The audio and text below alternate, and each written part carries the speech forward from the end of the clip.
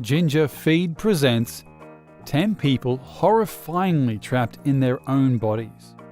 Number 1. Martin Pistorius was a boy from South Africa, and he strangely fell into a coma out of nowhere. When he was in this coma, people thought he was in a vegetative state even after he awoke from the coma. During this time in this state, he was fully aware of his surroundings and recounts the constant episodes of Barney that he was forced to watch. Number 2. Jean Bauby was an editor for the French fashion magazine Elle. He suffered a stroke at 43 and was in a coma for 20 days. After he awoke, he was not the same, as he lost the ability to move his arms, legs, and half his face, with the exception of one eye. Despite this, he, along with the help of a very patient nurse, was able to write and communicate. He wrote the very popular novel The Diving Bell and the Butterfly. Number 3.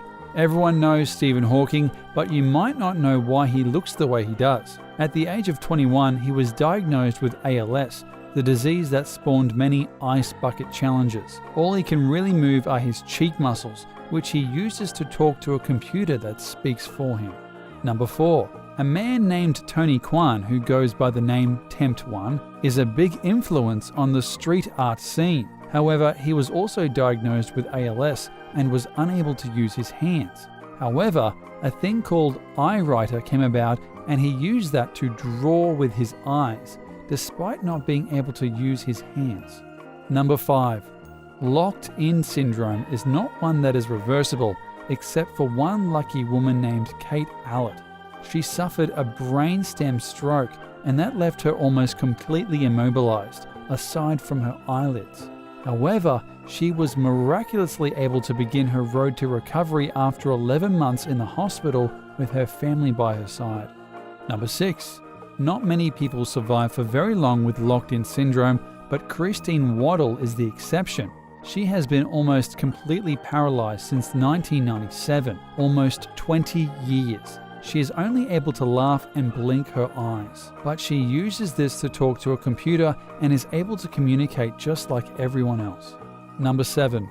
Julia Tavallaro suffered several strokes when she was 27 in 1966. Her family thought that she was in a vegetative state, even though she was completely aware of everything around her. She was noticed to smile after a family member told a joke, and since then, she was able to recover and even wrote a book. Number 8.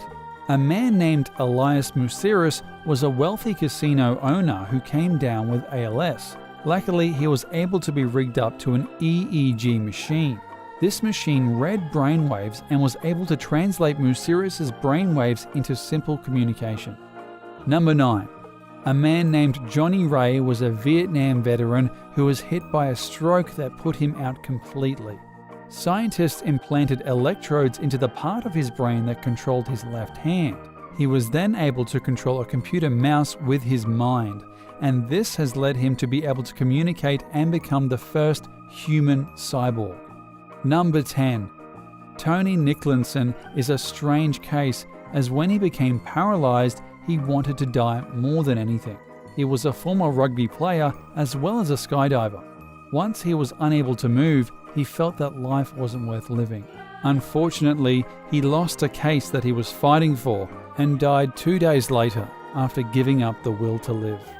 Alright, thanks for watching another amazing video, and please remember to hit the subscribe box for many more.